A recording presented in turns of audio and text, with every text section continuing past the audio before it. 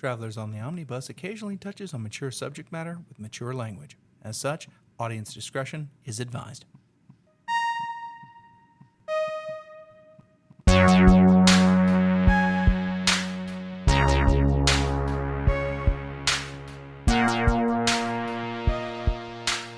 Welcome back to Travelers on the Omnibus, a field trip through nerd and pop culture. I'm Ethan Skinner. It's a little too much energy, man. I'm James McCarthy. I'm Brady Davis.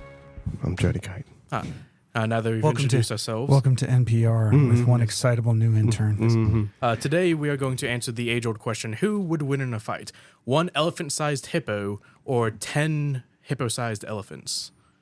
That's not even that much of a difference. Yeah, 10 hippo-sized elements because there's 10 of them. Yeah, I would say that. Yeah. But I mean, hippos are like... Hippos are absolutely monstrous. Hippos are one of the most dangerous things That's in like Africa. 10 baby elephants. Like baby hippos are pretty big. So. Yeah, these are adult animals, but the sizes of how I described them. My money's on the hippo. The hippo would fuck them up, but I think it would eventually fall to the 10. Like elephants right now are one-on-oneing rhinos and winning. So like 10 of them, I don't care if like at half the size, but still 10 of them. It's like 5 elephants on an elephant. Again, like hippos are like not. If you take like, of course, mosquitoes out of it, like I think they're like the second most dangerous animal in Africa, next to a water buffalo. Well, if you remember that documentary / video game review by God damn it, he's my Donkey? favorite. No, Mandalore Gaming. Mandalore. Yeah, where like all of Africa attacks this one hunter in the opening. It's great. That was that weird... that was that Cabela's. Cabela. Yeah, most that extreme game, hunts. Oh my God. That What a was- fucking acid trip. Yeah, Man, that's crazy. just that first level is crazy. Yeah, absolutely insane. They went off the space rails on that game. Jesus. If you shoot random branches, like whole cougars come out, and not the sexy cougars, actual murder cougars.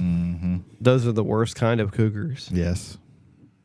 Everything is just murderous in Africa at this point. Or was it leopards? I think it was leopards. My apologies to the It might have leopard been community. leopards. I don't think there's technically I don't- cougars in Africa. Yes.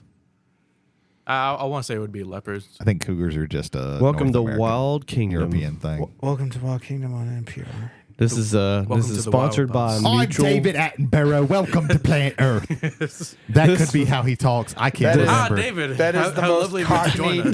David Attenborough I've heard in my fucking life. Oi, governor! Here's Oi, the giraffe! governor, watch this lynx. Watch these lions. Devour them. I think I'm David actually more. The only reason I'm here is because I heard there was a long-legged bird with a tight pussy, and it turned out to be a flamingo with a cat who doesn't tip. All right, we went from Essex to northern London. I honestly think that I'm getting a little Australia in there. There was a little There's bit. at some point. Yeah. But, but like, the British don't deserve our Essex- respect. There's, So well, July 4th every year we celebrate. Yeah. that fact, yeah. Essex and Australia, those are very close. At Yeah. They some are. point, every British accent turns into an Australian yeah, accent. I am America. Everywhere that is not America is the same thing. Like they're like two. Will Ospreay versus what's the name of the Australian wrestler? Buddy Matthews. No. Rhea Ripley. No. Those are the only two Australian wrestlers I know. I can't remember his name. Anyway, it's all good. Well, now I'm trying to think of it. Is it one of the newer ones that I don't care about? Is it the other one, AEW Aussie or Open? WWE? It might be. I don't know. Wouldn't And- it be fucked up if like Aussie Open didn't have any Aussies in it? But because Australia is an open land, that's why they call it Aussie Open, and anybody could just be. We could be Australian. We wouldn't even know it. We could. Jay, what have you been doing? Oh, thank God! It was like Jesus Christ, how much more filler. Anyway, so this was a big video game week for me. Start off, I got back into playing Rocket League. That's been pretty fun. It is more valuable to be a center shot and setup person than it is to be the actual scorer on the team, because you can score from all the angles. If that ball is never in any of those angles, you can't fucking score points. That period. game is also like vastly different depending on what mode you're playing. So 1-on-1, 2-on-2, 3-on-3, they're all different. Like they're very wildly different on play styles. Because 1-on-1, I mean, it's just pure aggression. Yeah. And 2-on-2, you're basically like, you got like, basically a dedicated goalie versus the the inside person. I remember the offensive person. Me and my brother, we got it, and it was just us two, and it's like, okay, whoever kills the other person first, they pretty much just win the game. Nice. So basically, just like hit turbo and then just destroy. Okay, there you go. So that was one. Minecraft, the great landfill project, continues at pace. I've got another like 6 more layers to fill out on that, and then I can hit the dirt, and I can finally start building the ziggurat of McCarthy. Yeah. So that's gonna be pretty fun. I'll jump on the Minecraft for a second too, because I've been playing this week, and so for like a week, everybody in the 90% of everybody in the country, minus me and a handful of people, couldn't get onto the Realms servers, which is a server where like you got one person that pays for it monthly. You can have up to like 10 people or whatever on it. No matter if they're online or not. And typically on Minecraft, before Realms, the person that you're playing with had to be online in order to play on their world. But like I was only not able to do it like out of like 3 hours out of the entire time that the servers were down. I was down like a little bit more than a week. Yeah. It was rough and rugged there because like everything else in Minecraft was working. If you actually had links to a private server that wasn't run through Realms, you could go to and run that. Yeah. But you couldn't get on Microsoft's actual like, Realms private server system. Right. Which I think it's more than just it's like, oh, we did an update and it got bad. I think there was an exploit that somebody used to. I think there was basically a silent DDoS attack that was going on throughout that week. That's just me. If I'm wrong, I'm wrong. They have fixed the problem, so they were able to isolate it and they were able to fix the problem. So kudos to the Microsoft and Mojang teams for that. What I've been doing is so I found a village behind another village. It's like Inception for villages in the game. And many moons ago, I had like taken some of those villagers to a spot to make an iron golem farm. And unbeknownst to me, while I was not on the game, something happened and a creeper exploded next to where I had like the 20 villagers underneath the thing to make the iron golem spawn. And it killed them all. So I went over to the village, and when I went over to the village to try and get more villagers, there were only 2 left because a raid was happening. And so I had to, in an emergency, fence in the area that they were in. When it finally the raid stopped, there was 1 raid person left, and I couldn't find him. And eventually, it timed out the raid. I didn't even know that was possible, and the raid stopped. And so I fenced these guys in around the house or whatever. I destroyed all the other beds in the village so that they would go to this one place, so I could keep them fenced in. And now I've been trying to populate them 1 villager at a time. And it's been a slow, arduous process, but it's getting closer and closer to having that iron farm back going again. So, continue on with what you've been doing, Jay. And then the third one, the big thing. So, Civilization 7, the 7th named game in the Sid Meier's Civilization series, is coming out in February 2025. And this week, they released a good bit of information. One bit of information that everyone always wants to know who the narrator for the game is going to be. Like, this is a very legacy position. Civ 4 has the best with Leonard Nimoy. He has the best line in the history of Civilization, which is beep, beep, beep, beep, which is what Sputnik said to the Earth because it was the first satellite to enter, or a man-made satellite to enter orbit. And Leonard Nimoy gives all of those beeps, and it's very funny and amazing. I also like when he says the Velvet Underground song, what was it? It's about how her life was saved by rock and roll. She put on a New York station. Her heart was saved by rock and roll. And Leonard Nimoy just saying that. And it's just amazing. That's pretty cool. Awesome. Nice. Also, finally, my other favorite, like, if you chase 2 rabbits, you will lose both. Once again, Leonard Nimoy. But Civilization 7 is going to have Gwendolyn Christie, Sir Brienne of Tarth herself. A very amazing choice. They've already clipped some of the lines that she's already saying. Fantastic. There will be navigable rivers. Prepare. That's the only. Actually, the big major thing for Civ 7, and I think this is an amazing thing. And I think it's something that may have been subconsciously in the back of my head, but I never thought about it myself. Was in Civ 7, you will start out with one civilization, and there's 3 eras. You have the era of antiquity, the era of exploration, and the modern era. Each era you will play a different civilization, but you will carry on stuff from your first civilization into your second and third. So it's not like you start the game as President Washington in 5000 BC. You'll start out as like Hatshepsut or whatever. So again, one of the people in antiquity. And then when you get to the exploration age, you're probably going to be one of the European powers or maybe one of the Asian powers. And then in the modern age, you have the United States, Russia, and things like that. So I'm very excited about that. I like the idea of that type of progression in a way. This kind of your civilization started as one thing, but then morphed into this, but has hallmarks of the original one.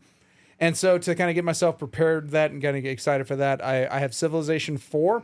It is my favorite of the series. 4 is my favorite, not just for the Leonard Nimoy spot. I think the game was very well done. It was a very good upgrade from 3, which was a lot of us called it citylization, because you just drop down 10,000 cities, like all next to one another, find a way to ameliorate the overcrowding, and then you would just win the game because you create so much science or culture that you win a science and culture victory long before anybody else can. 4 fixed that, where if the cities are really too close together, it really just messes up with everything. 5 and 6 have gone with different avenues on that. I prefer 6. I think 6 was a very good refinement of 5. 5 kind of... It also, again, is coming off of my favorite game of the series, so there might be something in play, at least personally, for me for that. So might be an issue there, but 6 was very good. Again, what I'm seeing from 7 right now, I'm really enjoying it. I think it's... This is one that's probably going to be a day one purchase. There's some other games that were like inspired by Civ too, like Tropico. Well, I mean... The whole 4X genre in and of itself. Like, I think it's the most prevalent one. I would have to think about date and time, but I think as far as space versions of it, Master of Orion really comes to play. I really am a big fan of Endless... I was about to call it Endless Galaxy. It's not Endless Galaxy, but the second in the Endless Space, number 2, the second one.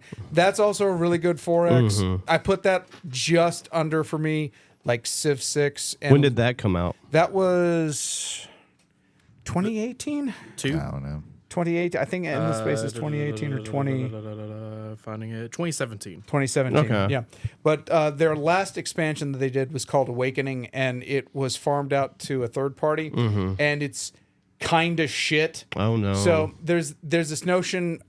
Okay, so just a quick backstory of Endless Space 2. There was this race. It was called the Endless, except they came to an end because half of them converted into digital and became the virtual Endless, and the other half stayed in body form, and they were the concrete Endless. And they hated one another, and they wiped each other out. And what was left of them, basically, they're not so much a progenitor race as they like uplifted everybody else. No, they were just there, and now all the other races coming up at the same time, they're the ones that are finding all this technology. So there's a place called the Academy, and it basically is where all of the leaders for all they can have to go, because they have to inhale a self-replicating nanoparticle molecule called dust, which is also the currency of the universe. Like I said, if I go too far, you're going to drown. But you have the Academy, and in all the other games, you find the Academy, and then cool stuff happens. Awakening awakened the Academy, and it's now a thing. You can't play the Academy, but it's this NPC race that's somewhere on the board. And they start out, it's like, hey, that's cool. We're going to blockade your main system, and we're going to start bombarding it, but we're not enemies, because if you blow up one of our ships, then we're enemies. Then we're going to redouble our efforts. And all the while, you have to pay the money so that you can have a seat on the council of the Academy, so that you can do things. And if you don't, or if you're at war with them, you can't even sit on the council. And it was really fucking bad and very annoying. Like, because depending on when they found you, it was wholly possible for you to go through the entire game, see nobody else because they were all wiped out by the Academy before, and you would win the game. That's very unsatisfying. Similarly, if you were the first race to find them and you just accidentally blow up one of their ships, they just wipe you out. And then you too are fucking gone. And it's again, not so the actual company came in, okay, we've heard your complaints. We're going to rebalance this, and they did what was called Endless Space 2 Reawakening, and it was basically it's a complete like rework and overhaul of that whole expansion. And I think that's absolutely fantastic. They're very good. I can't remember the name of them. I'm going to lose my fucking mind, but I'm not going to look this one up right now. In Endless Legend, they actually put it to fan vote what the next race they would do for their expansion. And what they did was, okay, this is the character. This guy chose the character design. This guy chose the mechanics. This guy, it was basically piecemealed out rather than one guy's like, this is the ultimate space fantasy warrior group of all time, and they're going to be so great, but they don't go in space because they're actually, which actually the Endless Legend thing is, that's actually also science fiction accidentally because it's whoever can race to get off the planet first. So I'm a big fan of the Endless series. But Civ 7, the granddaddy of them all, Sid Meier's is coming back for another go around with it. Can't wait. Are you trying to think of the game studio for the Endless games? For the Endless games, yeah. Amplitude Studios. Amplitude, yeah, that's right. Because they also, after Endless Space 1, they also made a tower defense game, which is actually pretty fucking sweet too. So they're a very good series. Studio and had produced very good series. Marvel, quick jump onto the Marvel train. I have finished out the entirety of the as of this day, August 22nd, 2024 in the Common Era. I have finished out all of Marvel Champions. If there is a card available, I have it outside of the Ronin Encounter set, which you have to print out yourself, and I'm not doing that. Mm-hmm. But I got a Wrecking Crew, The Hood, and Mojo Mania. I'm really excited to play Mojo Mania. Mojo Mania is very fun because it changes up how you play things. And on the RPG side of things, I picked up the X-Men expansion for the Marvel Multiverse role-playing game. And I accidentally also picked up the Deadpool one-shot, which the shop also got as well. So I'm very super cool, happy with that. Are they planning on releasing any more Marvel Champions stuff? Yeah. Nightcrawler's next month. Nightcrawler and Magneto are the two left in this cycle. And then there's going to be a box based on S.H.I.E.L.D. That they previewed. They didn't show a whole lot of information, but I'm going to guess because they showed silhouettes of who's going to be in it, and I'm thinking one of them's Nick Fury and one of them is either Maria Hill or Quake or something like that. That's one of the female with short hair of S.H.I.E.L.D., and that's 8 people. Imagine you get Agent Carter. Agent Carter might be on there. Trying to think of who else would even be on there. I don't know. But yeah, that's there's no signs of stopping with this. Oh, okay. Yeah. It's one of 3 things that Fantasy Flight does. Right. They don't do much else anymore because the 3 things are Marvel, Star Wars, and Arkham Horror. Oh yeah, in they're various definitely cranking flavors, out. shades, and shapes. I'm still holding out for the Silver Surfer. It's mostly Marvel Champions. Arkham Horror, the card game, and then every once in a while they'll put out some kind of smaller Star Wars card game. That's and Unlimited. Oh Star yeah, they're Wars doing Unlimited. Yeah.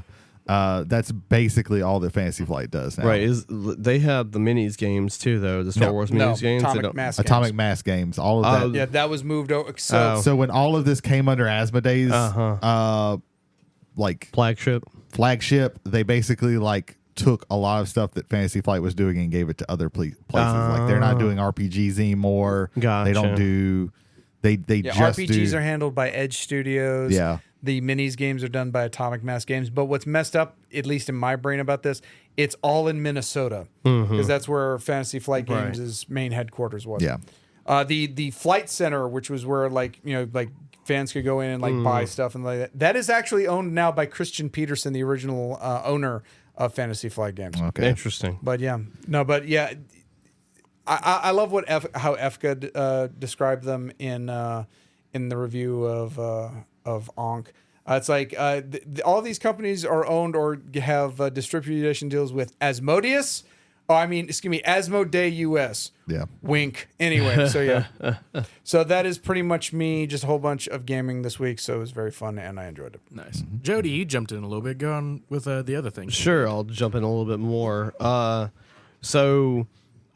The Time Splitter series is on currently PlayStation 5. I won't be able to play it anytime soon. Yeah. Time Splitters 1, 2, and 3 not remastered, but people have been clamoring for those games for a while. The franchise has gone through 3 or 4 different companies since 2009, 2010, something like that. Time Splitters is great. Time Splitters 2 is the best one, in my personal opinion, because Time Splitters 2 had a mode where you could make your own deathmatch map, including layers and levels, where the weapons would spawn, what kind of weapons, AI enemies, if you wanted to cram those in there. Thing about Time Splitters is it didn't have any gore as far as like the, because it's a FPS, so you didn't have any gore in it, so they were able to get away with the teen rating. But you're playing with futuristic weapons mostly, so you kind of like, suspend your disbelief on that.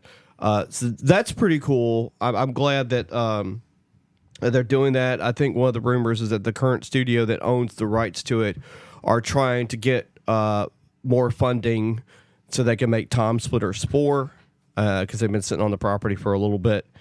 And so maybe through they're charging $10 for each one of these separately. So maybe eventually they'll get the funds up so they can make Time Splitters 4, and hopefully it won't suck. I watched another show on Netflix. I'll give you a guess as to what it was.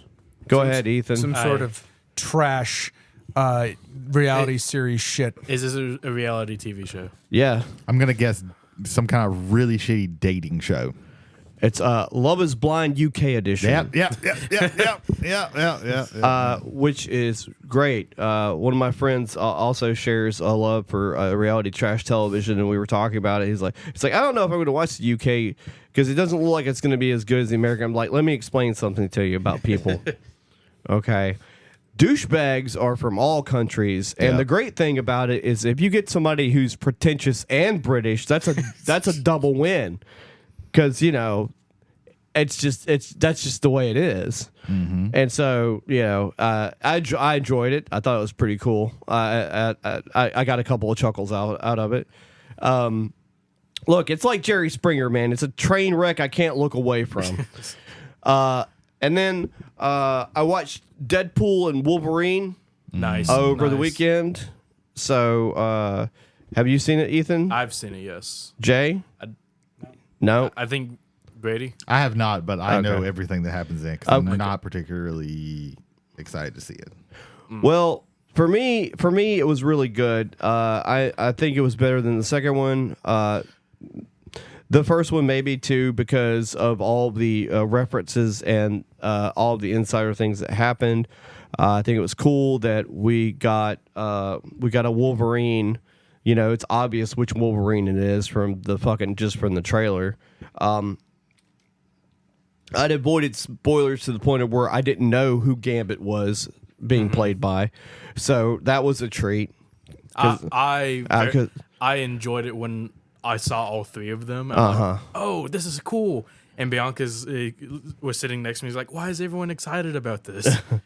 Why is anyone excited about anything that's happening in this movie? Well, I mean, there's a lot of things that happened in it. I mean, they obviously he got away with a lot of shitting on the current MCU. There was a couple of shots there, of course, well deserved, and you got some fan service with that.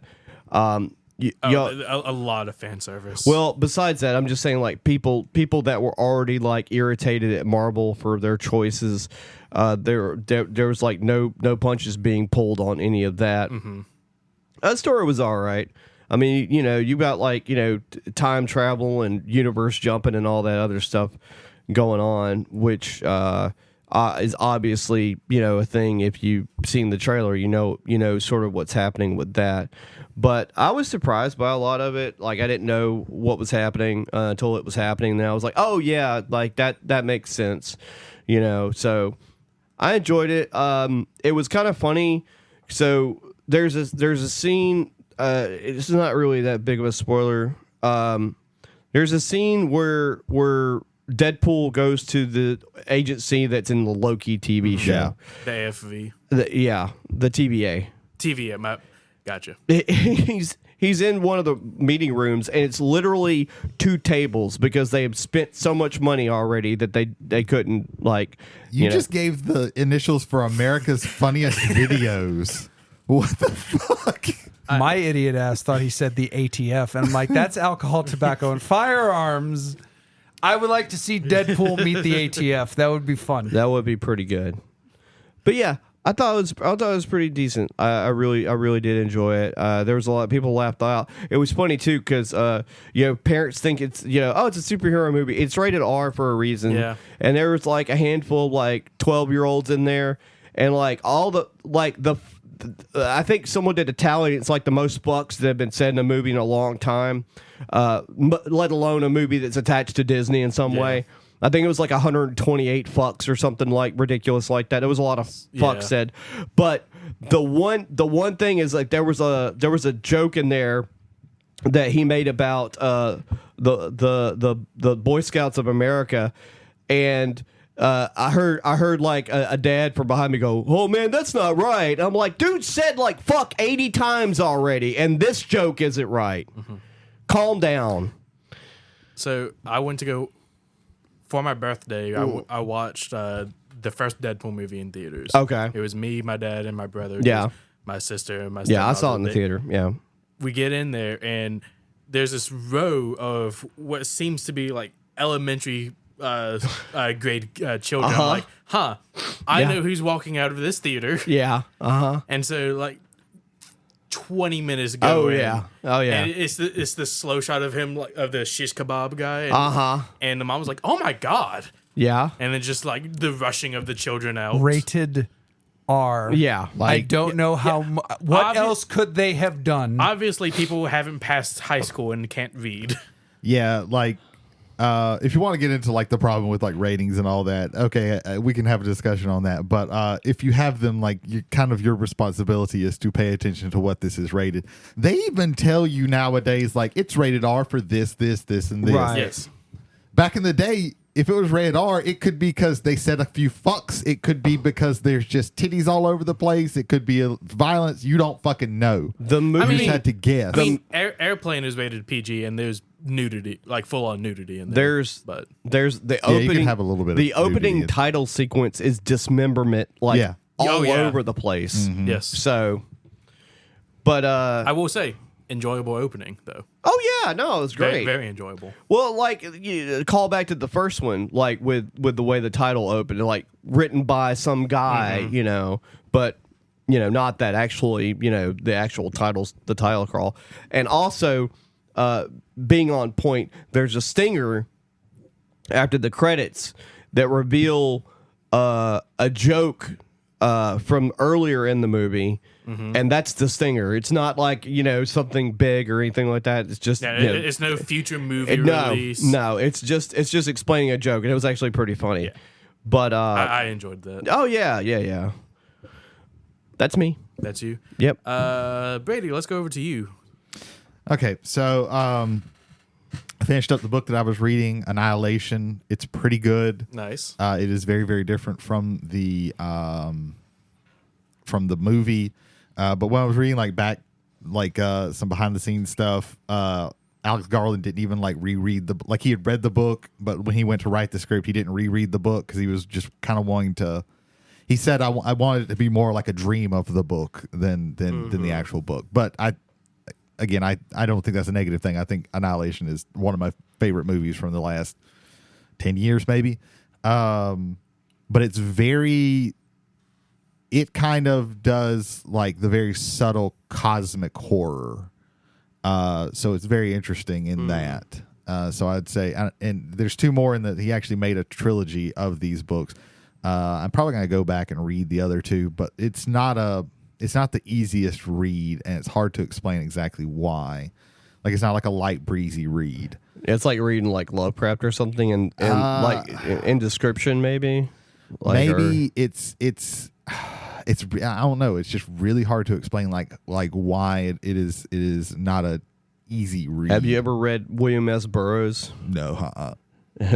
You know who that is? I know who. Have you ever read Leaves of Grass? No, I have not. I know what that is. I know too, what these all are, but I've never read them. I've read Naked Lunch. It was rough. Oh Jesus! Yeah, I'm sorry. I read And Flowers Junkie. in the Attic, not knowing what that was. And it's like, well, man. I have to finish this. Yeah. It's not I don't for any, want to. Not for any kind of interest. I don't but just, want it's to. Like, Yeah. like the only book / book series I've ever stopped because it got so fucking boring was Robert Jordan's Wheel of Time. Okay. So yeah, I read that. I picked up a new book a new book to me, called Iron Widow. It seems pretty interesting. It's written by this chick. I cannot remember her name because I do not remember how to pronounce it. She is like Chinese expat, I believe. It's like Qian Zhao. She's Chinese. She's from China. She actually used to do a lot of. I know her from she did YouTube videos. She did really good YouTube videos. I think she's kind of just stopped doing that because I think she's just an author now. But she, it's kind of a retelling, but it's like sci-fi futuristic because they have like mechs of like this time, ancient China when they were like fighting off the Huns and stuff, and it's like the chick who would become like the only female emperor of China. But again, it's not historical. They're using mechs and they're fighting like giant like bugs. So it's like Hamilton the musical as far as like historical accuracy is what you're saying. It's like it's like a historical thing, but they shove like Pacific Rim in there. Like it's literally that alternate history kind of thing. Where they have like tablets and stuff, but they're still living, but it's still like feudal China. To be fair, just adding a mech in any time period would it's really cool because in the beginning they like, okay, here the mechs that you're gonna see, here's pictures of them and here's how they change. Nice. So it's like, okay, I have this in my head now. Nice. So that's really cool. But it seems pretty interesting so far. I'm like at the very, very beginning of that. But yeah, so I finished that, and then I've watched a couple of movies. One of them I watched Furiosa, the Mad Max Fury Road prequel, and it was fine. It is nowhere near as good as Fury Road, but to me that is damn near a perfect movie. It's really good, especially when you grade it on like action. As an action movie, like I really, it's hard to action that makes sense too. Yeah. I have not seen a single Fury. You haven't seen Fury Road? Oh, dude. No, dude, not even you've got any of the original Mad Max movies. Oh my! You don't even have to. You don't have to. Like the thing about Mad Max is you don't have to watch any of the Mad Max to watch any of the Mad Max. Yeah, that's true. Like you can just pick up one of them, and if you picked up one, I would say pick up Fury Road, because that is again damn near a perfect movie. I like this the story set up for just watching the first one. Because that one, that one's actually technically pre-apocalypse. Like it's pre-apocalypse, but explames why he is he is, and like the apocalypse happens. Like the apocalypse happens during. I will say this: if you haven't seen Mad Max or The Road Warrior, I would say don't watch Mad Max Beyond Thunderdome. Not for any kind of connections. I feel like you kind of need to stew in that world before you get into Beyond Thunderdome. That's just The Thunderdome is like really weird, and it's basically two separate movies in one. It's the worst. It's like it is the worst of the original three movies. Thunderdome is the third one. Yes, and you can literally skip Thunderdome and be fine. You could literally skip. Like you could go into to Fury Road and not know anything about Max. That's true. And that's kind of like how most of them work. But yeah, Furiosa, it's decent. It's not terrible.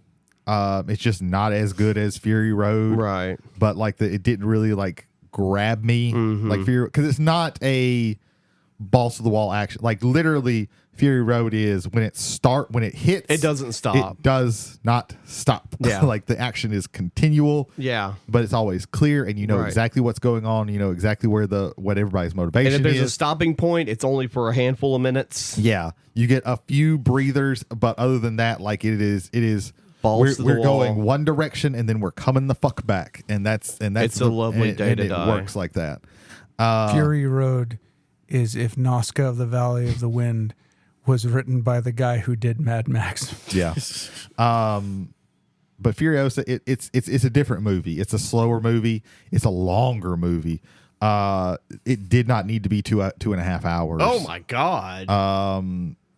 Now, if it was 2.5 hours of nonstop action, So I've seen comments online that this movie was a referendum on Anya Taylor-Joy being a draw, and I think it's less that, though there might be some seeds of a discussion there, but I think it's more along the lines of what you just said: 2.5 hours. No, and nobody was really clamoring for a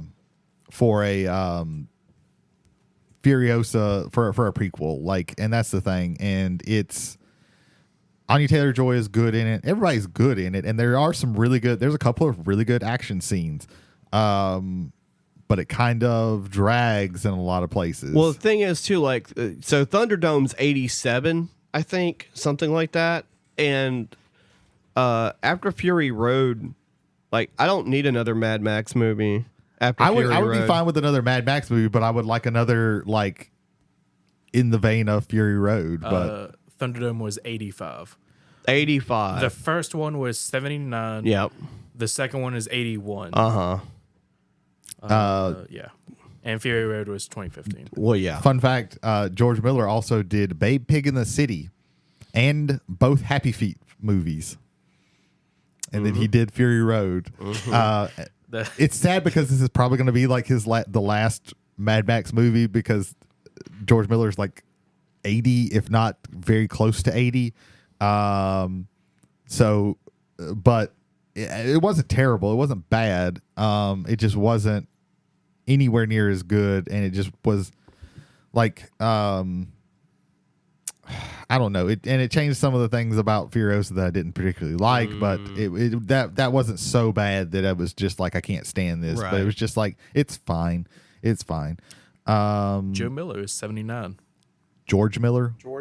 Yes. If you're looking up Joe Miller, that's the wrong person. George Miller. Yeah, I knew he was right. He was knocking on 80. So yeah, it was okay. I'm probably not going to watch it again. I'm definitely not going to like buy it or anything. But and then I watched another one that came out on Hulu that I'd heard a lot about, and it's called Suitable Flesh.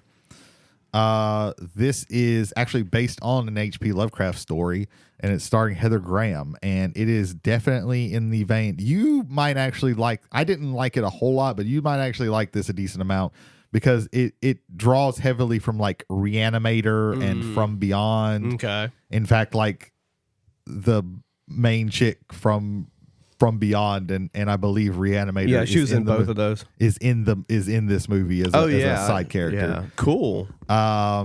Barbara Cransberry or something. Something like Barbara Crampton. Crampton. Yeah, Crampton, I almost got it. Also has Heather Graham. Judah Lewis. That's basically all you need to know. That's the three main people. Everybody else is very disposable. Heather Graham is a psychiatrist, and one day she kind of takes this guy on. This guy just kind of shows up, and he's like, "Hey, this person is stalking me or whatever." And it turns out that there is somehow this person or entity or whatever it is like swapping bodies. Oh, and the first power, and it swaps into this young man, and then it eventually swaps into her, and she's trying to fight it off and everything like that. Gotcha. It is it's a B movie. It is made very much like a B movie, like an over the top. Gotcha. The score is like very in your face, loud. All the acting is pretty over the top. Gotcha. There is no rating. Yeah, it's R. It's definitely R. Because there's a lot of like blood and actually like a lot of the stuff is like off screen, which is weird. But it was decent. I didn't love it. I didn't hate it. But I think it might be something, Joe, because you really like Reanimator in those movies. I would say definitely check it out, because the guy who directed it like has been very open about how like, hey, I took inspiration from these movies. Right. Like, I'm trying. Big Stuart Gordon fan. Yeah. So there's that. That's really all I've been doing. Do you know what the not rated moniker comes from? No. The movie was not reviewed by the Motion Picture Association of America to give it a rating. Neat. Yeah. They're like, nah, we're good. Yeah. Mm-hmm. We don't need to watch that. As far as I go, Hey, what you been up to, Ethan? Thank you. Thanks for asking. Yesterday was Bianca's birthday. Oh. So spent the day with her, got her some bed and breakfast, and then we went out to eat. And then there's the George O'Keeffe Museum in Biloxi that has like weekly pottery classes. Oh, okay. Like couples pottery, things like that. Right. But the issue with booking it is they're booked so far out, and so it's almost impossible to book it for a reasonable time. Right. So what I did to surprise her was I got a at-home pottery kit. Oh, okay. From Sculpt.com, which is like it gives you like air dry clay, some paint, some sculpting tools, and we just kind of made some pottery. For her birthday. And we were watching some Law and Order SVU to like have some background noises. Hang on. So the sex assault show is your background music.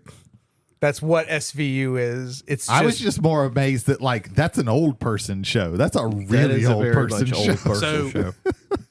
Might as well have been Matlock. Yeah. Murder She Wrote. Well, they're redoing Matlock.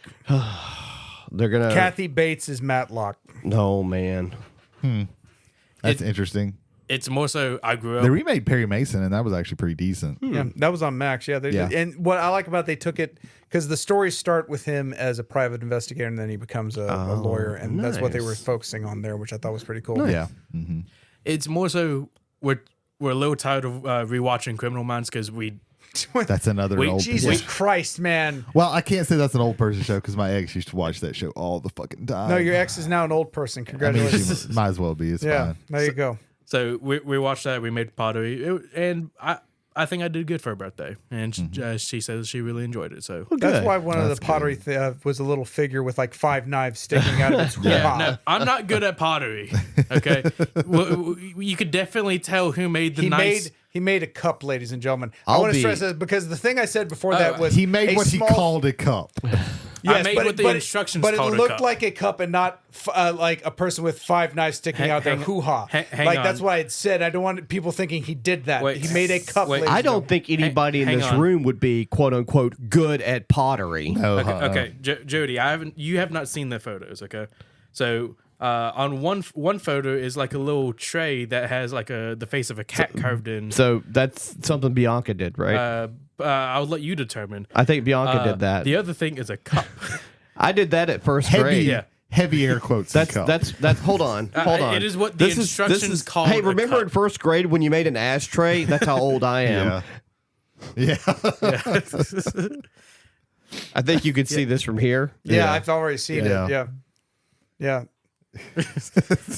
Oblong, it is in the shape of a cup. Yes. Oblong is not appropriate, but it's the word that is the closest to appropriate for that. You just gotta do what like that ore guy did and just say, "Hey, this is a pot. I'm doing weird shit. Get off my back." I attempted to do a pot. That did not turn out good. It is abstract. That's all you got to do is call it abstract. You just pollock that shit. Yeah.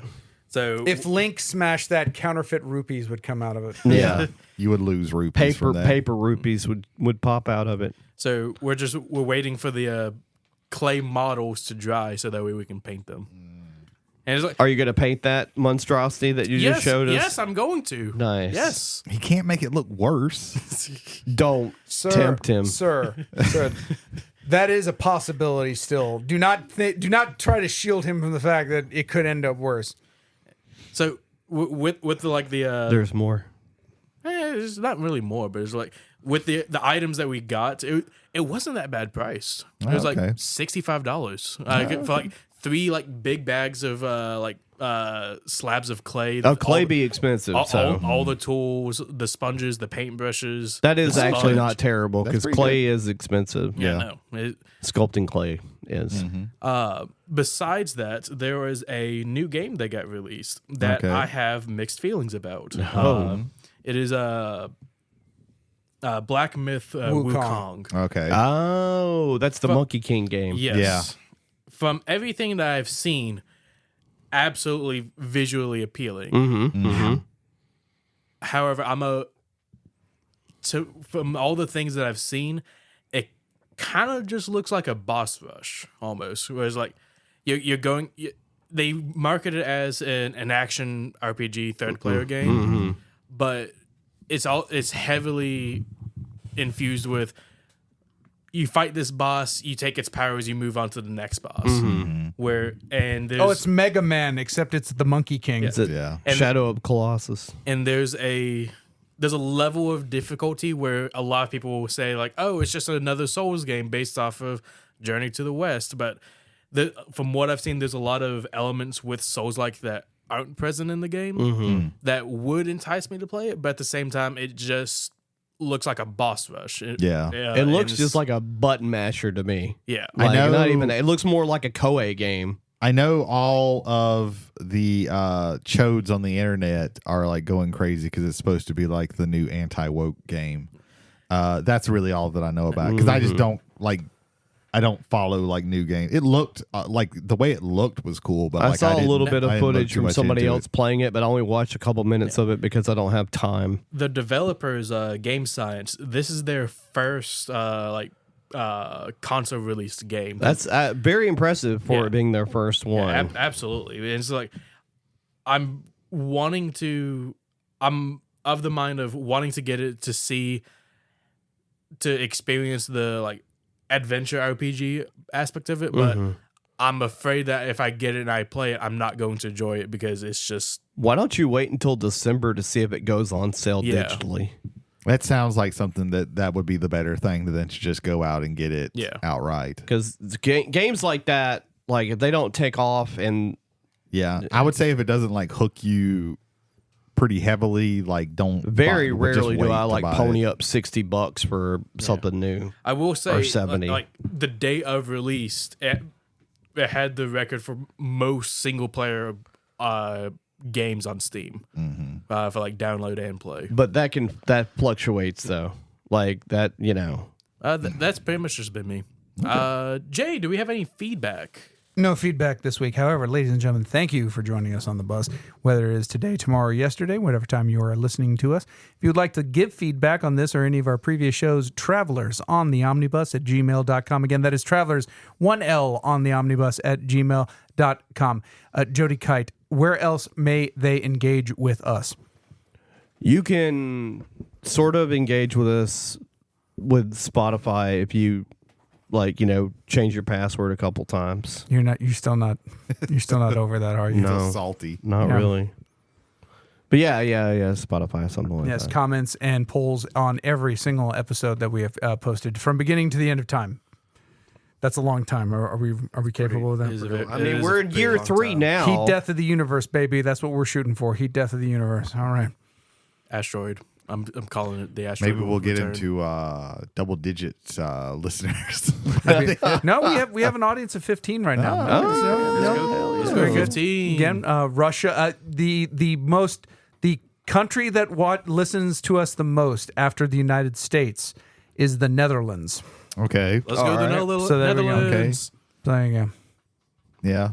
I have mixed feelings about that. There you go. So, ladies and gentlemen, if you are enjoying what you're listening to and you would like to share that with other people, but they do not listen to podcasts on the channels that you do, we are available on Amazon, Apple, Spotify, iHeartRadio, and YouTube Music via our YouTube channel, Travelers on the Omnibus, where we may do some video vignettes one day in the near or far future. Year 4.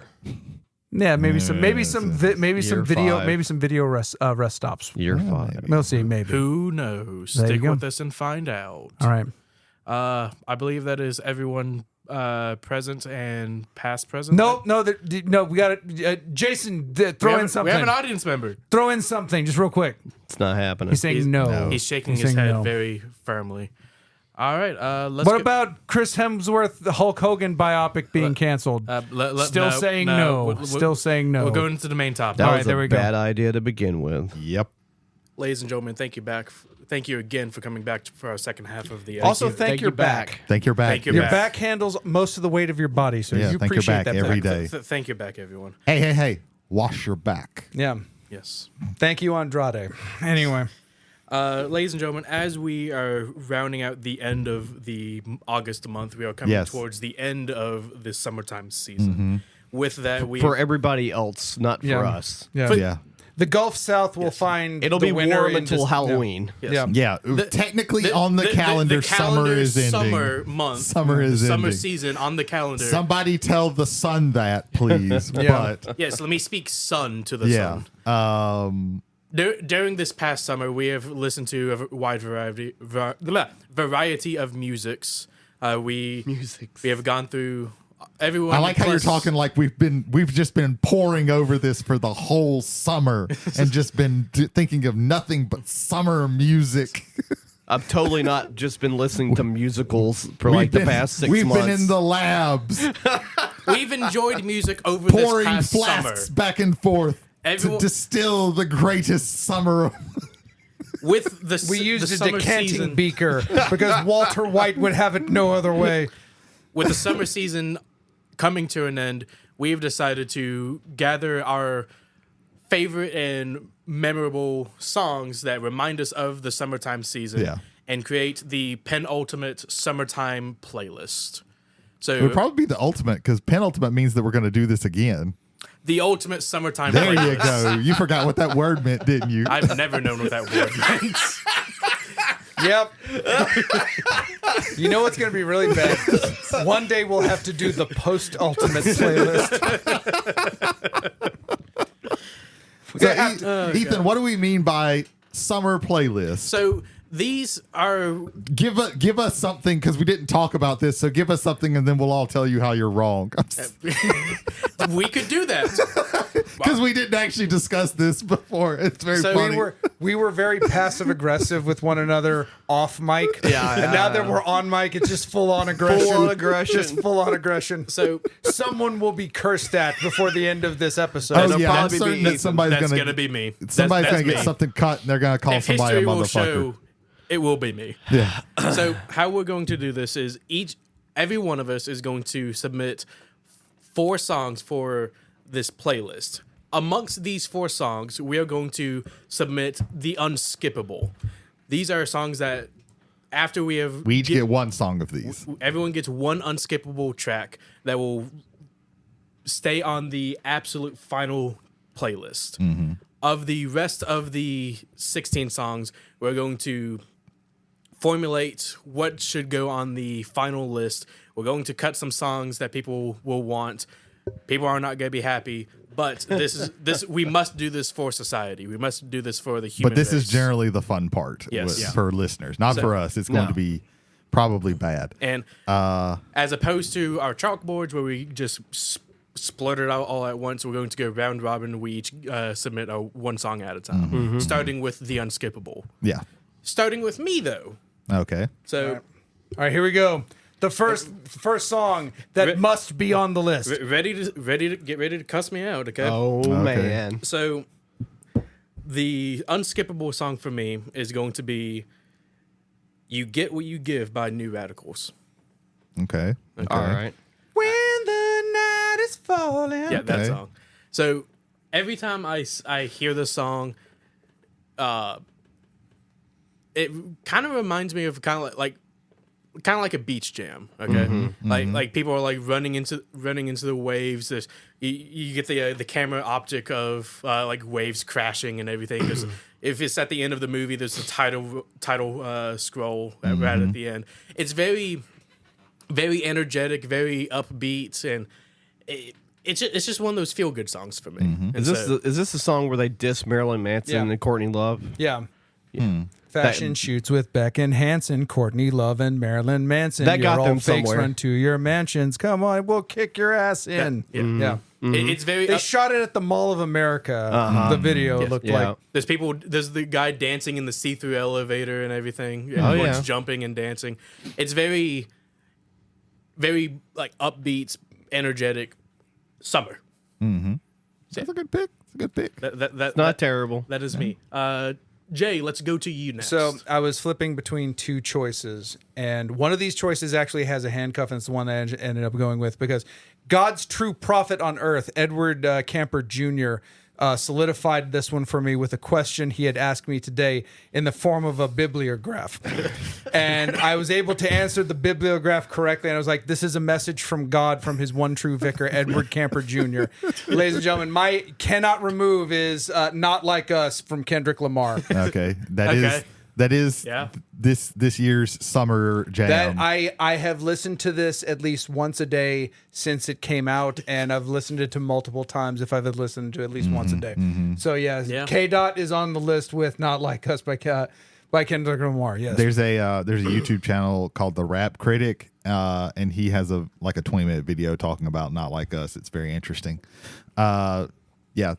Solid. Yep. It is the summer jam of this year, Yes. I would say. And it Definitely. talks about PDF files, Yeah. or something similar to it.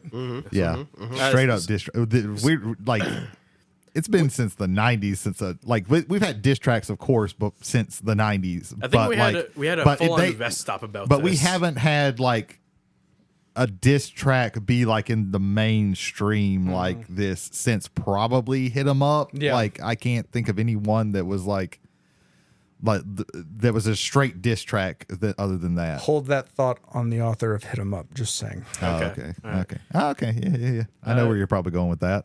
Going from Jay, we go to Jody.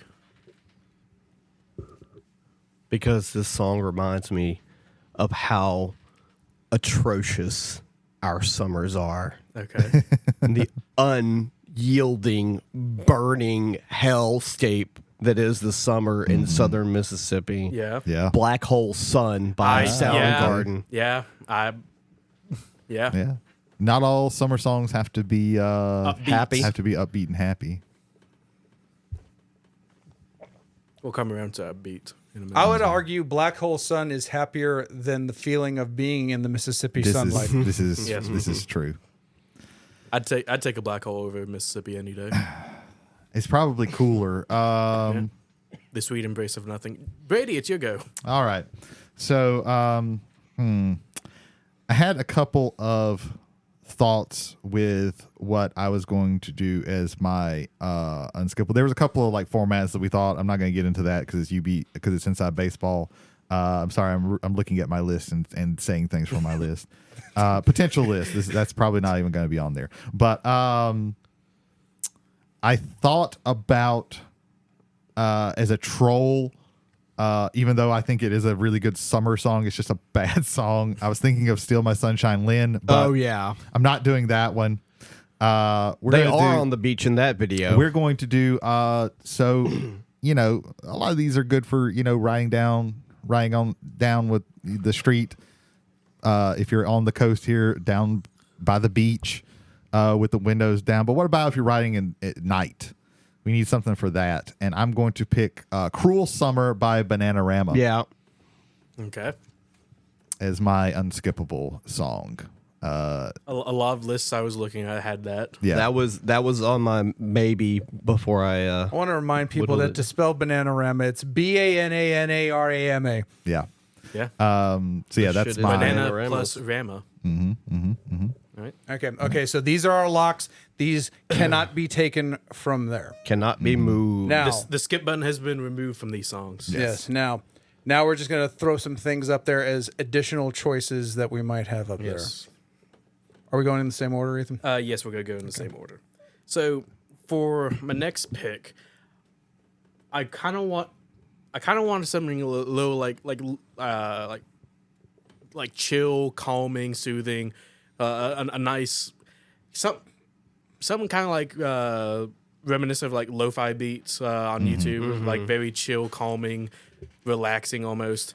And I discovered the one and only Shine Down. No. Feels Like Summer by Childish Gambino. Okay, yeah. I was thinking of a different Childish Gambino song, but I ended up not even putting it on the list. It's very, very relaxing. But to be honest, I only know one. So Yeah. But I think a lot of people only know this one. was on a lot of lists. I haven't heard this song, but this was It's- on a lot of lists.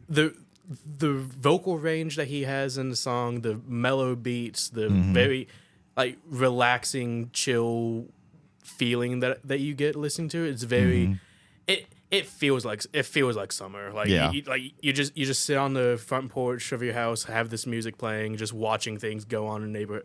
It's very summer reminiscence.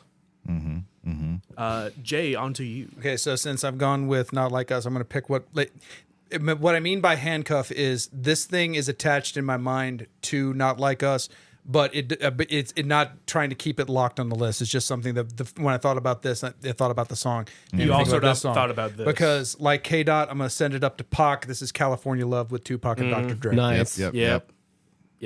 Nice. Out on Bell. See, I was talking for a different part of that song. Out on bail, fresh out of jail, California dreaming. That's a good one. I generally pick Biggie over Pac. I generally do. That and like you said with Hit 'Em Up, Jesus Christ. Like he just knocked those out of the park. Pac and Dre. But again, like that West Coast fun beat, like fast, like fast, sweet rhythm. The flow is just it's not intermittent. It's always on. Yeah, absolutely. Right. Jody, on to you. All right. So for my next one, this is a little bit could be obscure for some people listening, and maybe even for some people in the room. I came across this song when I was younger than I should have been when I heard it for the first time, because it was on a R-rated movie soundtrack. Oh, Deadpool and the Wolverine. No. Life is no. Back when comedies were funniest when they were R-rated, because they could be like as lewd as possible. And the movie opens and closes with this song, and it's just so catchy. And it's a very summery song, and it's "Holiday Road" by Lindsey Buckingham, which is on the National Lampoon Vacation soundtrack. Oh, okay. Yeah. So if you haven't heard it, you should give that one. Yeah. Holiday Road. Yeah. Yep. I get you. You said Lindsey Buckingham did it way better than we just did. Do not listen to what we did and then judge them on that. Everybody who does these songs is going to do them better than we did. You sang the tune, and I now know what I don't know. I think you could do better than Banana Rap. Speaking of Brady, go ahead. Okay, let's see. I am going to. We're going to do this one. So,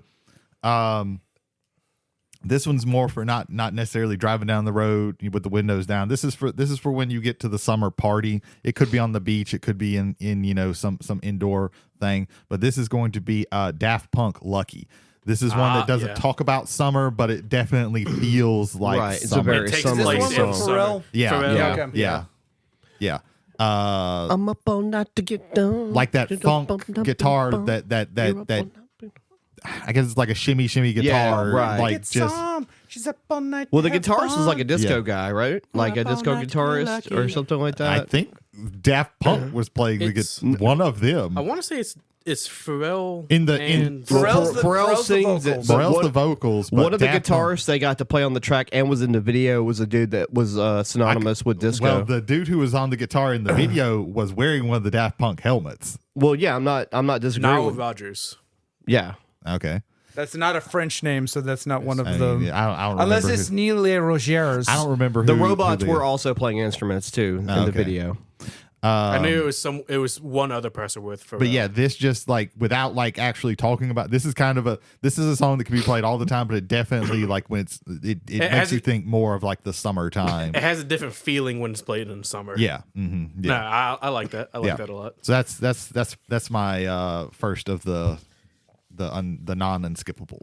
The considerables. Yeah, the considerables. Keeping up with kind of like synth pop feelings. My next song is going to be "Adventure of a Lifetime" by Coldplay. Okay. Came out 2015. At first, I thought it was just a weird song with dancing monkeys all around playing instruments, but then Are we not talking about Basement Jacks? What? No. Okay. But then I started listening to more. It started catching my ears a little bit, and is the synth between the woo, and it's just like I would say is one of those windows all the way down, driving on the interstate, playing during the summer songs. Jay, you. Okay, so the consideration for this one is similar to Jody's election of Black Hole Sun. It's about the oppressive heat, but I wanted to take it into a fun approach. So this is going to be Smash Mouth, Walking on the Sun. Yep. That's a good one. That's a good one. That is one of their better songs. It is, yeah. I actually like their cover of Why Can't We Be Friends. That's a really good It's cover. not terrible, yeah. Yeah. But yeah. If you've ever been in a Mississippi summer, this song was written specifically for you. Mm-hmm. And that's pretty much all I gotta say. Except it ain't no joke. I like to buy the world of Coke or Toke, whichever radio station you were listening to for that one. Yeah. Jody, on to you. Man, just in case we had crossovers, we wrote quite a few songs down for each each of these lists. Now. It's getting very tough. So now I'm having to be very, because I have what, 2 left or 1? You have 2 left. This one, and when you go around to you one more time. Yeah. Okay. I think I'm gonna go out with Fresh Prince Summertime. It's a very summery song. Yep. And because I feel he deserves respect as well, it's the Fresh Prince and DJ Jazzy Jeff, who knew how to get thrown out of a door better than anybody in sitcom history. Every episode of that show he was on. There we go. Nice. Good stuff. Summertime. Yep. Pretty. That's a very East Coast summer. That's and not an East Coast, not New York. That is right. That's a Philadelphia swing right there. Yeah. Mm-hmm. Yeah. Brady, on to you. All right. So there's one particular band, group, however you want to call it, that definitely has to be on here. Okay. And I have 2 songs, and I'm trying, and I really. One of them was like my first gut of it was like the second song that I thought of, but then I thought of a better song. I'm of course talking about the Beach Boys. Yep. Beach Boys have to be on here. Yep. I mean, it's in the name, Beach. I'm going to go with Good Vibrations. Yep. That's a good one. I was thinking about California Girls, but Yeah. Good Vibrations.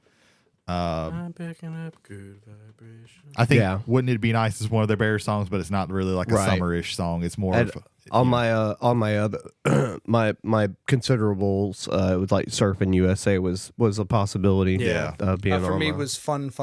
that. okay, They're all good. Mm-hmm. A lot of good options. For And then Pet Sounds, the entire album. No, Yes. no. Yeah. Pet Sounds is all right. Pet Sounds, but it's not a summertime. No, it's album. not. Yeah, that's no, the thing, It's yeah. a very downer None of of an those, album. none of those on there. That's Brian Wilson. Do you remember when you smiled when you listened to our music? Fucking fooled you. Yeah. That's when he started using. Okay, so So it's on to me for my last nomination.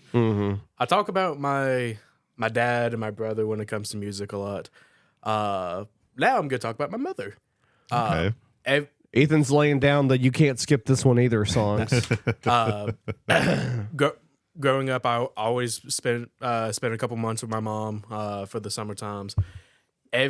Every single time I think about those months, I always imagine one song that's always playing downstairs near the charcoal grill, and that is going to be "Summer of '69" by Bryan Adams. By Bryan Adams. It is, to me, this is, if it wasn't for New Radicals, this would have been my unskippable. This is a good pick. I don't know. And it's not a bad pick, but do you know what this song is about? Nope. Oh boy! Let me give you a hint.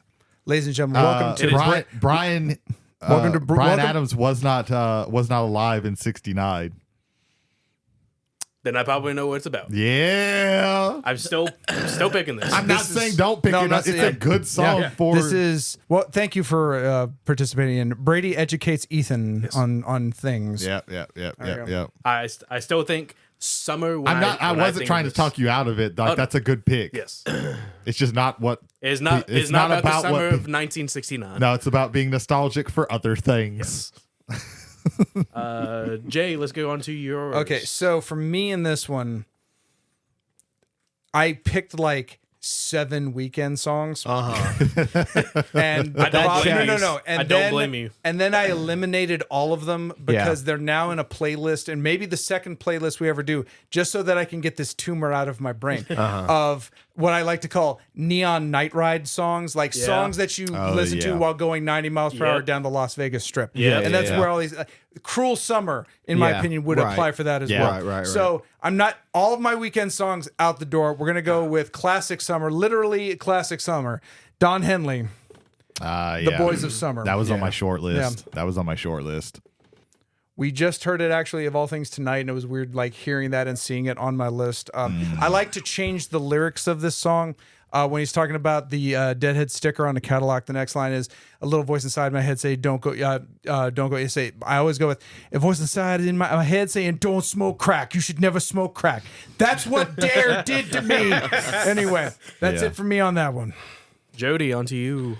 Yeah, so one of my higher picks, the more I thought about it, the more I thought it's not really a summer song. I mean, it's mentioned in the song, but it really feels more of a we're out of school song. So this one's not on the list, but I do want to mention "School's Out for Summer" by Alice Cooper. Not on my list though. That was on my short list too. Short list. Yeah, it was on my short list too. I figured it was going to be on people's short list, so I didn't even write it down. Right. And I thought about so many different things that like apply to the feeling of summer. And even though like some of these songs are not songs I listen to hardly at all anymore, but there are songs that at one point I did listen to. Just throwing that out there because I'm not really like I don't listen to 70s rock very much anymore. I listen. You don't listen to happy music. Yeah. I listen to like Ghost and musicals. So go figure that one out.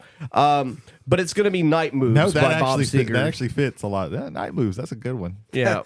That video is perfect. Starring, of all people, Matt LeBlanc and Daphne Zuniga. Matt LeBlanc being, of course, from Friends. Daphne Zuniga being the princess from Spaceballs. Right. Night Moves by Bob Seger. I wrote a short story based off of this song for my junior year creative writing course. Nice. Yeah. It was called Night Moves at the Ballroom at the End of Time. I was not aware that there was actually a novel called Ballroom at the End of Time. And I'm like, oh, shit. Okay, there you go. Wow. Night Moves, Bob Seger. Woke last night to the sound of thunder. Nice.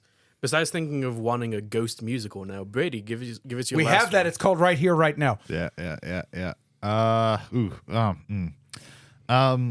So there was one song that I thought of, like it was one of the first ones, and it's because it's probably like of these songs, like the most recent song that I've listened to.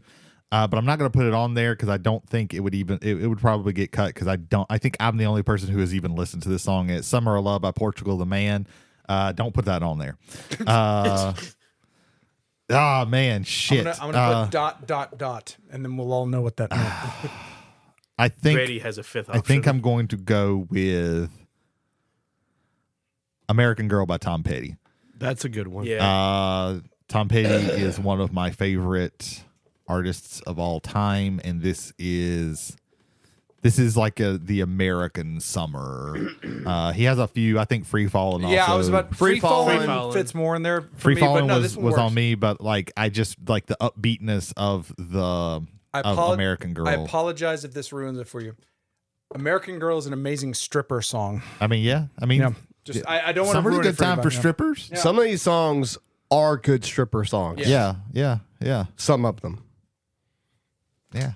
Black Hole Sun. Black Hole Sun. all the time. It's great. Yeah. You get that weird stripper. Yeah. No, the weird stripper is the one that dances to "Cry Little Sister" from the Lost Boys soundtrack. man. That's the goth stripper. She's got issues. and she's willing to share them with you. Yes. For a price. Yeah. Well, I mean, that's what sex work means. Yeah, there you go. Yeah. I hate that I couldn't fit any Gorillaz songs on there. There are a couple that I think are really good for that. Yeah,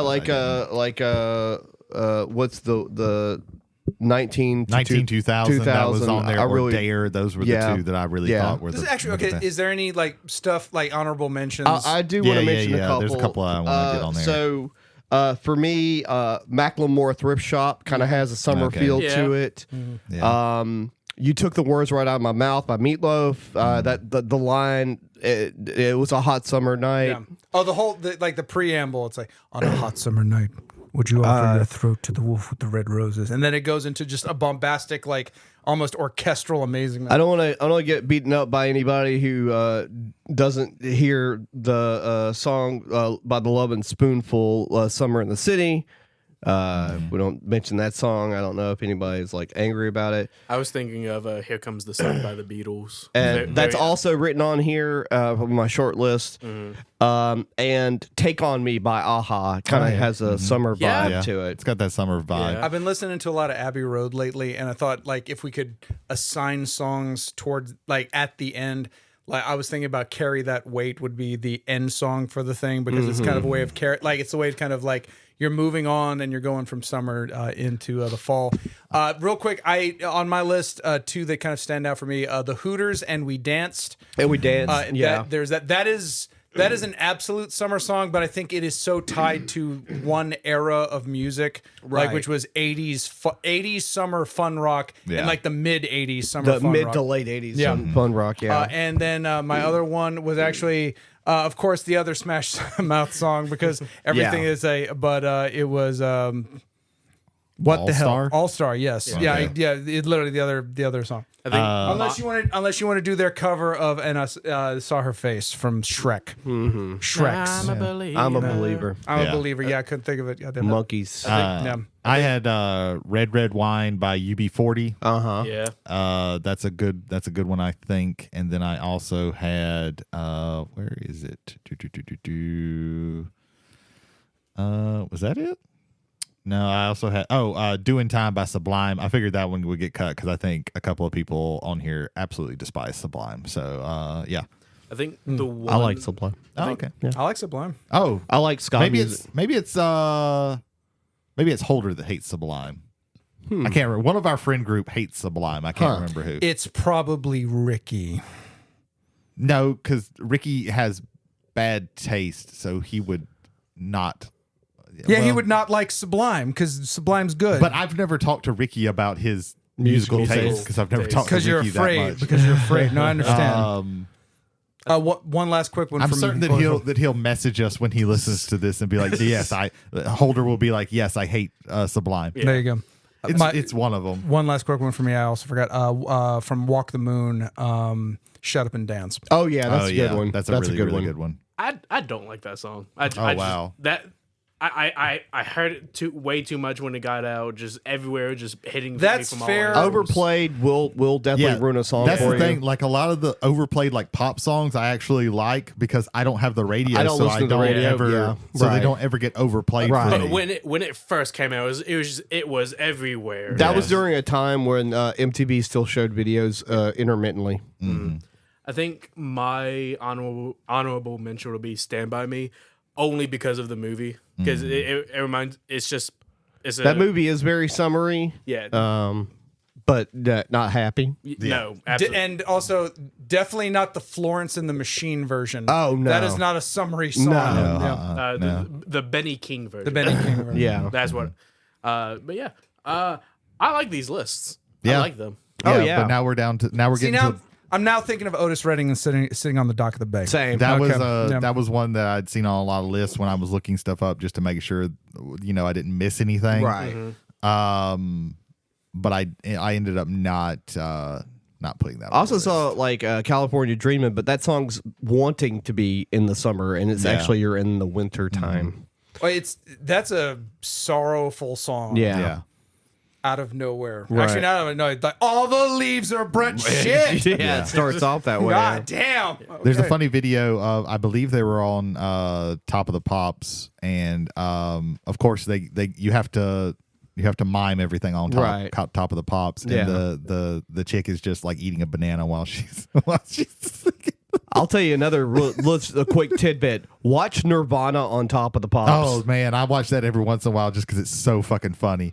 What is it again? So Top of the Pops was a kind of variety show about like pop and like lighter rock music. The American version was American Bandstand. Yeah, American Bandstand. But they actually played. But you most have, of the but time. on Top of the Pops, you have to mime everything. They didn't have the acoustic. They didn't have the acoustics or the equipment to actually have people play live. So they would have them lip sync to their own music, which actually a lot of some other shows did that. Even in America, would do that for a while. But so you've got like the Carpenters, where the chick's like eating the banana while her lines are singing. She's just like, I don't even give a shit. I have a mouthful of banana. But then you get Nirvana, where Kurt Cobain talks them into saying, okay, you can do the track for our instruments, but he talked him into letting him sing, and oh boy, it's a treat. He dropped his register like 2 octaves. Yeah, and it is so, and he's like putting in words. Load up on guns, bring. No, he says, "Kill your friends." Yeah, he does. Yeah. And then he's like playing the guitar with like just a hand, and he's just moving up and down. Oh yeah. Dave Grohl is just like playing the drums with his arms above his hand, and Chris Novoselic is just throwing the bass around all over the place. Yeah. Like they are not even pretending. They're not For a trying second, at all. I thought you were just going to... And Chris Novoselic was just there. Yeah. Not only are they not trying, they are trying to not try. It is so funny when they do like these dynamic cuts, and like they the part in Smells Like Teen Spirit where it goes Meow. Like it's just his hand going down, and they do a dynamic cut to just the hand, and you just see him straight palm do. And they're trying to fix this in editing, and there's so many crazy cuts in that. There's no... You don't fix that. That is art, God damn it. I need to watch this now. All that being said, they weren't invited back to Top of the Pops. Nor did they want to be. No. And Kurt Cobain was so distraught about... No. Okay. Now, speaking of cutting, now we got Censored. Top of the Pops. I will cut that, but no one will know, but we'll know. Yeah. And that will be with us. Just like Censored. Speaking of British music shows, never mind the Buzzcocks. Simon Amstell was one of the hosts, and Noel Fielding was a guest. Noel Fielding and Censored. All right, okay, so we're coming back to everyone. all right. It's time to make some cuts. Yeah. We each have one solitary knife that we get to take to one of these. Can I put cutting crew on my list? Oh man. And then cut them. So I cut cutting crew. Can I do that? No. Okay. Okay. I just want to see if we can change the rules a little bit. I will go ahead and say something that could be cut on mine. Adventure of a Lifetime. Oh wow, you're taking one off. You knew that. You fucker, you made it hard now. Because as soon as you said Coldplay, I was like, that's mine. I have it in my sight. You aren't the only one. I fucking hate Coldplay. I'm not a fan. And I hate that you made this so much harder now. Although it probably wasn't going to make it to me. Yeah. He used his mirror, sword, and shield to look at himself. He just committed seppuku all over us. I know I have flaws. The mirror to look at himself, the sword to cut that out, and the shield to defend himself from everything else going on. Oh, Jesus there Christ. We go. All right, I know. That's one cut. You fucker, you made it so much harder. Do we want to spin it on him and just cut the rest of his as well? Y'all really could. Y'all could. We could. I don't know if that is necessary. We have 3 cuts left. I like more along the line, instead of each one of us having a cut, let's talk it out, see if we can get and then if we have to, then we will start divvying up. Censored. Let's talk. I don't like that we decided this after fucking Ethan fell on his sword over here. No, that means we have other. We could just say, hey, let's cut everything Ethan did. I'm not going to do it out of spite. I want to do it because I fucking hate Coldplay. Allow me to say Can something. we cut it again? Can we cut it a second time? Again. Yeah. We're doing 11 songs. Coldplay gets 2 cuts. Fuck it, we could do that. Yeah. Why not? Okay. What's the other outlier that jumps out at anybody really? Holiday Road by Lindsey Buckingham. I'm not striking it. I'm just that's the one for me. It's like This is so good. Gentlemen, y'all did, except for that. You are right. That's 100%. I know I have a flaw. But everything else on this is like so good. And Holiday Road could be a Christmas song too. That's that's the only thing sticking out of my head as far as eliminating something. So Jay, I would say cut this, but an issue that I'm having is I can't really read a lot of these. Yeah, I'm gonna have to walk over there. That's fair. That's fair. No. In fact, I'm keeping that in because that's how much of a failure I was at this. No. So on Ethan's list, we have "Feels Like Summer" by Childish Gambino and "Summer of '69" by Bryan Adams. "California Love" by Tupac and Dre. Smash Mouth's "Walking on the Sun." Don Henley's "Boys of Summer." "Holiday Road" by Lindsey Buckingham. "Summertime" by Fresh Prince and DJ Jazzy Jeff. "Night Moves" by Bob Seger. Daft Punk with Pharrell, "Lucky," "Good Vibrations," Beach Boys, and "American Girl," Tom Petty. Again, if something's sticking out to me, it's Holiday Road because all of this is so good. Yep. But we got to make some more cuts. Yeah. Like Holiday Road's a good song, but it didn't. It never it didn't even cross my mind as thinking of it. That's fair. But I think it was on some lists, but I didn't think about. Yeah, I mean compared to everything else that's on there still, it's fine to cut it. I think. Yeah. All right. It gets a respectable one cut. Does anybody else have anything they want to remove? Like something that stands out that they want to remove. So currently we have how many songs? So we are still sitting on. We have two cuts. We have two cuts to make. We're still at 10. We have two cuts we have to make. But again, Ethan's list is "Feels Like Summer" and by Childish Gambino and "Summer '69" by Bryan Adams. See, I haven't heard that Childish Gambino song. That's my problem too. Yeah, is I have never heard that song. It's when did it come out? I want to say play a little bit of it for us. He can cut this out. Yeah. For the listeners, I played an excerpt from "Feels Like Summer" and made our jobs way harder. Yeah. I hate Bryan Adams, so that's what I'm voting for. He wants to get rid of "Summer of '69," Bryan Adams. Okay.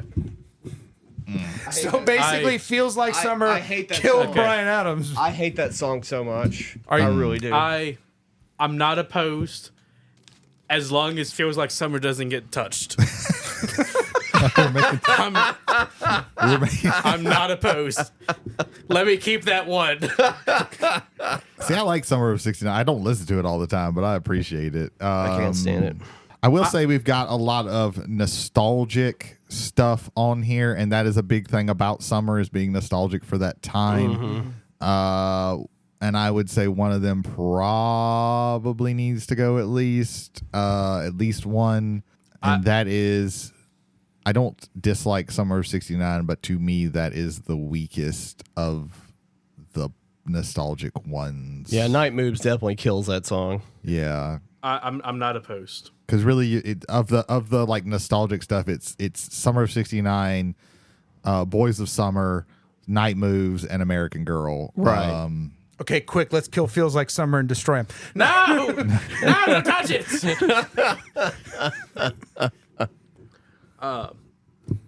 You still have your one. Yeah, I still have my one. Yeah. No, I don't think that there's that's actually a pretty Can good. we? Well, this is 3, right? Because we got this is Holiday 3. Road. Yeah, Holiday Road. Holiday Road. Whatever Adventure the fucking Coldplay Adventure song. Whatever the fucking Coldplay song by Coldplay, and "Summer of '69" by Bryan Adams. Can we consider the opinions of dead relatives? Well, can we submit? Are we those? to necromancy now? Yes. Is that where we're? Yes. Is that we? So my mother hated the Beatles, but she really hated the Beach Boys. Violently hated the Beach Boys. No, we are not gonna fucking and I'll be honest. Yeah, most of the people who were in the Beach Boys suck. Brian Wilson does not. No. I'm not gonna let us have a fucking summer playlist and we're not gonna have a Beach Boys song on them. We're not resurrecting your dead mother for this. I'm sorry.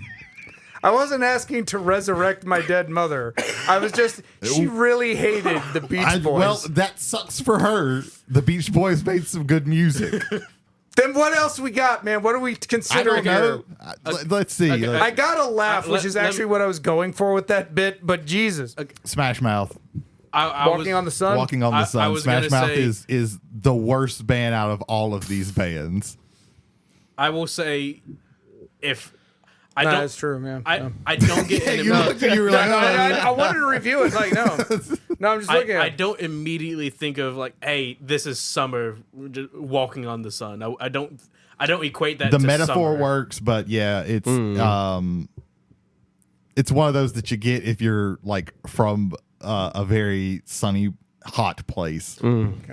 All right, so we're deleting It's feels like like living summer. in No. Phoenix. It's like living. When have you lived in Phoenix? I've seen videos. Well, that would simulate the humidity because they don't have any compared to here.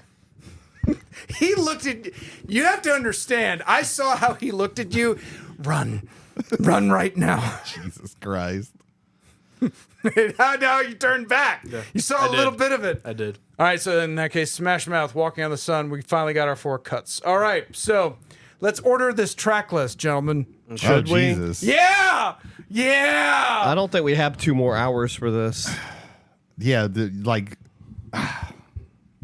I don't know. Like I don't even know how you would order this. Part of like a playlist though is like the order it goes in. That's Not an if it's on important part. shuffle. Yeah.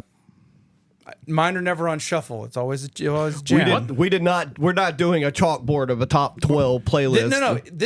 It's not. I won't even say that the best song should be the first to play. Like I'm talking about oral Yeah, quality. but that even like, makes it harder, like because now we're having to figure out like where each song fits and shit like that, and that's a difficult thing. Ethan breathed for a second. Hang on. What was that? If I don't, the thing with the playlist is I don't think of like, okay, let me order all of these one by one to see, oh, let me start with this and then go to here. It's more so just I think of the playlist as the collection, an overall collection. I get that. Okay, I don't see any one song But being I equally honestly do get it. Like, yeah, like some of the important stuff, like a playlist, and this is back in the day when we used to like burn CDs. Like you thought about how Mixtapes. how the mixtape was going to go. And I mean that's still a thing for me today. Like but- if I'm on Amazon Music when I'm setting my playlist, there's no shuffle to it. It's just like this is. I the order haven't when set a I hear this playlist in a very long time. Right. That's fair. Also, fair. that's a different show, I would think. A different episode. I only have a liked library. That's all I have. To be honest, I think that it adds too much to this already. Especially like because we didn't discuss that being part of the format either. Yeah. So okay, then let me apologize because that to me is like inferred in it. Like it's just implied in it is the fact that there would be an order to the playlist. So no, that's on me for not considering that because like that to me is. I won't say the paramount concern is what comes on, but then it's like it's in the order that you listen to. And I do get it. I do get it, but like I just I don't think we like have that adds like we don't like have the 30 time. more We don't minutes have the to time to for this. that. I don't think, unfortunately. Can we meet in the middle of the road in this regard? What's the first song? What's the last song? What's the song that plays you in? What's the song that plays you out? That's a good. Okay, let me see. Okay, hang on. If we're doing this, I think Feels Like Summer. That's a very nice, enticing intro that goes into the mellow beats. It's very inviting. It's just, I could be wrong with me possibly hearing it more than y'all, but I'll say for me, the last track should be Night Moves. That's how I feel because it's a closing song. I don't really have a say. I can see that too. I'm trying to think of what my guts are. My opener would be Good Vibrations because that's literally like we're set. This is what we're leading off with. This is what this is what this the list energy is. It definitely of the needs to be an playlist. upbeat track for the first track. Yeah. Like you need to start off high energy. Right. I think Good Vibrations is a good one. I think I kind of think Lucky. Lucky might be a good one. My gut I think was leaning towards like American Girl. But that could also be a good midway track. California Love a little bit. California Love. That might be like a second or a third, to be honest. See, to me, California Love is either the lead-in to Not Like Us, or it's the one that follows Not Like Us. Yeah, yeah. Like I said, in my brain, it's again they're it handcuffed. pairs well with that. With that. Let me see. Like I said, mine would be Good Vibrations to lead it off with. I don't hate. I like Good Vibrations as the first. I don't one. hate it. Last track, and I agree with Jody in that Night Moves I think needs to be the end, but I think it's either Night Moves or Cruel Summer. And although playing those in my head real quick, I think Cruel Summer leads into Night Moves, and if then Night Moves is the last, then you kind of have what at least the back end of the track list would be. Okay, Yeah, I like that. I can see that. So Night Moves is going to be the last Night Moves track. is the last. Okay, yeah. All right. Not going to go further. Not going any further than this, but linked tracks that play back to back with one another, and how they would. Like I said, nope, we're not going in the. We already have our. Like I said, we all have our bookends. Like for me, Not Like Us, California Love, they pair up. That's fine. What other kind of pair ups do we see? And especially cross other people's stuff. Like, my only gut is like the nostalgia songs need to not be like not right next to each other. Right. Like that. so they wouldn't be linked. Is what you're saying. Okay. Right. That's my only gut with like Link songs. I can't really think of like what goes well together. I'll go. I like Boys of Summer linked with You Get What You Give. Yeah, I can see that. Black Hole Sun is probably closer to the end. Would that be like a trio? So like Black Hole goes into Cruel Summer, goes into Night Moves.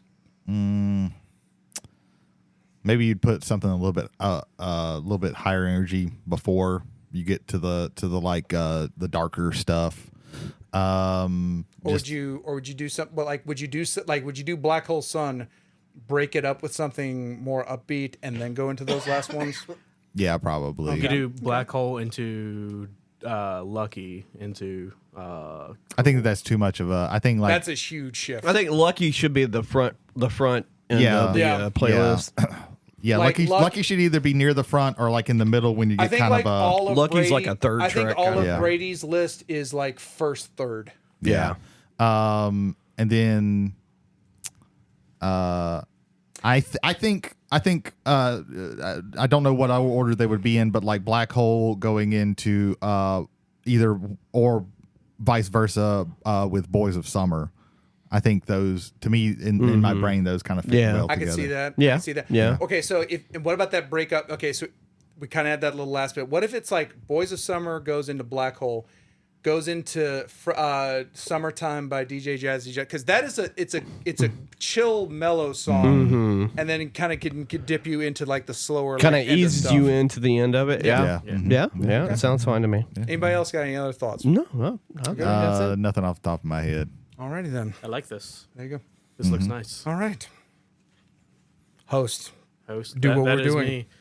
Ladies and gentlemen, this is the ultimate list of summertime jams. There will never be a list like this nowhere else. Not for this show. Coldplay will never be heard in the summer again. Yeah. Between the months of fuck it's too hot to goddamn when will this fucking stop. Coldplay will never be. That's why they're called Coldplay. I was a fool for even suggesting it. The only thing that would have been worse if you would have put like a Radiohead song on there. That's the only thing I would. See, that's where we're butt heads, Brady. Yeah. I fucking hate What was Radiohead. it? It's like something A, not Alien A. What's that album? Kid A. A Kid A. Okay. Yeah. Kid A and OK Computer are their two big ones. I like the Bends as well. A lot of people like that one too. Pablo Honey only had Creep. All the other songs were like whatever. Pretty much. Ladies and gentlemen, the playlist is concluded. We're pulling into the station. Let's lead it up. Let's end it while talking about some good friends of ours. Jay, start us off. Give us a friend. Stephen Nelson II and Jared Taylor present Bearded Drums, a dissertation on drums from gears to gigs, including live performances by one Mr. Stephen Nelson II, which is available on all major podcasting avenues and on YouTube. Jay, give us another one. Whiskey and Wrestling, Oh no, because we didn't record. I actually, in my head, I Mandela that we recorded last night and we didn't. Okay, Yeah, but no, we didn't do but that. no, Michael Hill and Jason Holder present to you a week's worth of views in the world of professional wrestling, paired with a wonderful alcoholic imbibable, which will allow you to either enjoy the wrestling or come off the low of bad wrestling like Saraya and Tony Storm. Oh my God, I hate that spot. I really fucking hate that spot. It was a really bad spot. They did it poorly. Yeah. Oddly enough, it was done better earlier. They did it poorly, or Saraya did it poorly. Some Tony was also a little weird with things too, but I haven't watched it enough to think to figure out, because I'm not gonna fucking do that. We didn't do the Stevie Richards like review on the TV. His reaction was hilarious. I'm not rewatching it in slow motion and shit to figure out who fucked up where, because I don't care enough. Like, they fucked up. It was his bad. job. Yeah, but I don't care either. Yeah. Brady, give a friend. Fearology is a podcast that is done by our good friend Jody Kite. You may have heard of him. If you like to hear the insane ramblings of one old man as he scrawls into his notebooks and talk all his thoughts about the history. I don't even fucking know what I'm saying. Just the history of all things horror in moviedom, and sometimes TVdom, and sometimes bookdom, but mostly moviedom.